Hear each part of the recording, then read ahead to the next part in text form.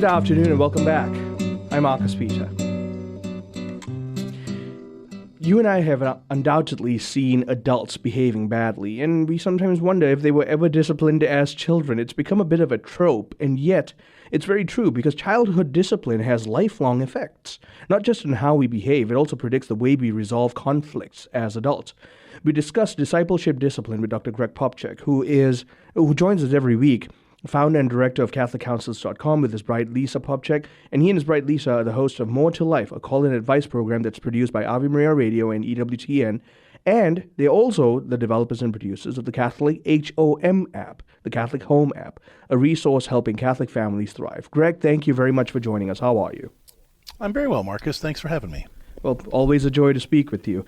And this is a topic that you and I have anywhere from spoken about to joked about in the past. But sometimes you do look at adults wondering, gosh, did anyone say no to you as a child ever?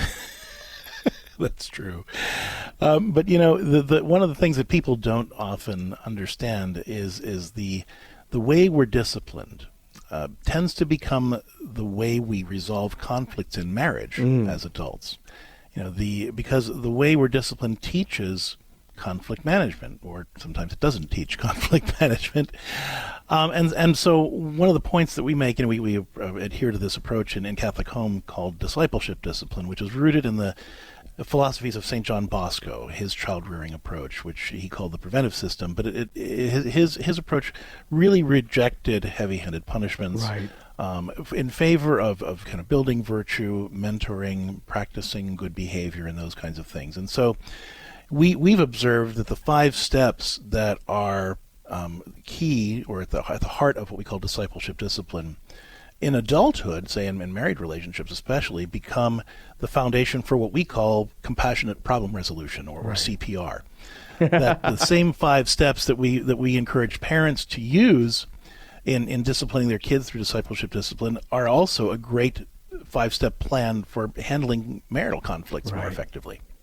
And it really is a kind of CPR to the way the conflict. I'm sorry, I laughed at that. If the pun wasn't intended, it's still. Oh no, apropos. It definitely is. No, it definitely is. Didn't mean to step on the laugh, but no, it's intentionally funny because I think that we need to sometimes jumpstart the heart of the relationship by approaching conflict in a more compassionate way.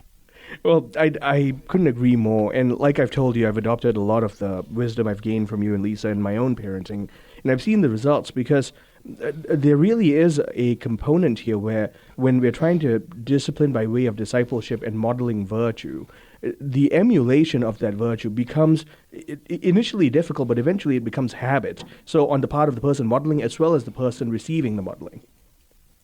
That's absolutely right. And so let me walk through and just kind of give some examples of how this works both in parenting and in adulthood. So the steps of discipleship discipline in parenthood and then what we call compassionate problem resolution, or CPR, in marriage are as follows. Number 1, you want to identify the problem as opposed to attacking the person. So let's say your kid is speaking disrespectfully. I mean, it's easy to kind of get your back up about that. And of course, it needs to be handled. But instead of pouring gas on the fire by coming at the child in sort of a heavy-handed way, you can say, look, I understand that you're upset. How can you say that more respectfully? Let's talk about that, right? So you're identifying the problem, not attacking the person. Same thing with your spouse. Your spouse does something that hurts you. And instead of lashing out at them, because you're such a jerk for acting that way. Why are you so mean? Being able to say, well, what's going on right now? What's that about, right? So you're trying to approach it in a helpful way, identifying the problem as opposed to attacking the person, whether that's the child or your spouse. Second step is identifying the intention behind the behavior, right? So the child didn't do this just to make my life more complicated or more difficult. I mean, it can feel that way, but they're trying to do something, whether that's express a feeling or express a need or solve a problem.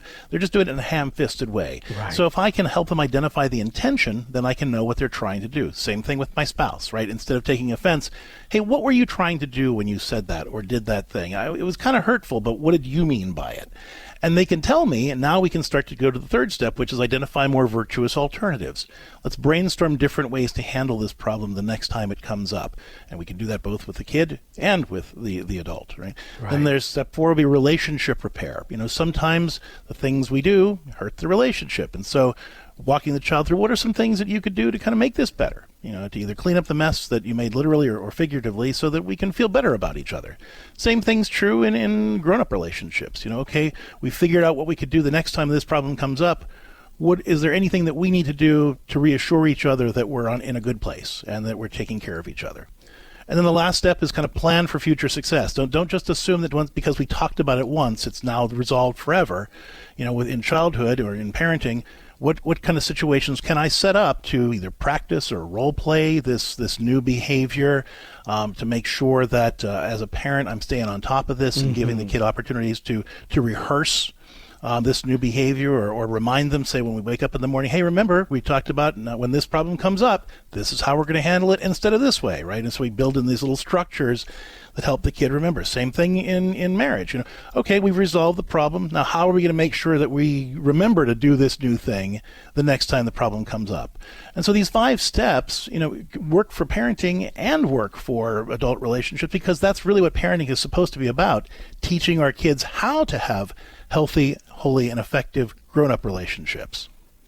And really, if we adopt all of this, I recall, even as you're talking, I'm having flashbacks to some of the students I taught all the way up till the high school level, age 18, and you realize that not mastering these steps manifest themselves in the way they conduct themselves in conflict resolution, even up to the point of graduation and after. Well, that's absolutely right. I mean, again, people tend to think that parenting is just about stopping bad behavior, right? And if that's our expectation, then then we can use a whole bunch of tools that are just focused to that purpose. But really, parenting is not just about stopping bad behavior. It's about helping this child learn how to have relationship and have healthy relationship skills. And so a lot of parenting involves teaching kids how to manage conflict and solve problems. Yep. And those lessons are going to follow them for the rest of their lives. We can either teach them healthy ways to solve conflict and manage problems and resolve issues, or we can just teach them unhealthy things by just focusing on stopping the behavior. And so I often in marriage counseling, I talk to lots of couples who are just focused on stopping the behavior. My spouse upset me, so now we stop that. As if change could be that easy, right? But walking through these steps, whether it's in parenting or in my adult relationships, kind of conveys that coherent message about what it takes to solve problems, resolve conflict, and negotiate differences. And I'm glad that you already brought up the marriage component, because the way we're disciplined as children eventually translates into the way we conduct ourselves as adults. So in our college career, our eventual work career, but also in our marital relationships, if we don't unlearn bad habits to relearn new habits, we carry them forward because they've become a part of how we resolve conflict. Well, that's exactly right. And so what happens there is that we unconsciously rely on those scripts that we learned, from childhood about how to manage a problem. So my spouse does something that offends me, and in my right brain, right, it goes. Well, let me just step back for a second. So when we're in a high pressure situation like conflict, for example, our right brain's job is to go back through our catalog of experiences and say, in a like a millisecond, and say, well, you know what, this is sort of like that. Go with it. Right, so if my spouse does something that reminds me of a situation that happened in childhood, my right brain is going to say that those things are equivalent, even though they're not, right? And because that's how I make snap decisions in the moment. So the ways I was parented and taught how to resolve conflicts become my go-to script for handling adult conflict, even if it doesn't apply anymore. And so, the more I'm able to use a similar approach with my children that I'm going to want them to use in adulthood to solve conflicts, the more I'm training their right brain to go back to experiences that actually would apply. Right. So instead of shaming my spouse for getting it wrong, or trying to punish them for doing something wrong, or just freezing them out, or whatever that we learned from bad parenting interactions, we're able to have healthier, more proactive approaches. Greg, thank you so very much for having this conversation with us. Always a pleasure, Marcus. Thank you. Greg and Lisa are hosting a conference, an online conference about this very topic. And so we're going to have the link in the description of this program in our archives on AveMariaRadio.net. I was talking to Dr. Greg Popcak of CatholicHOM. Stay tuned. I'm Marcus Peter.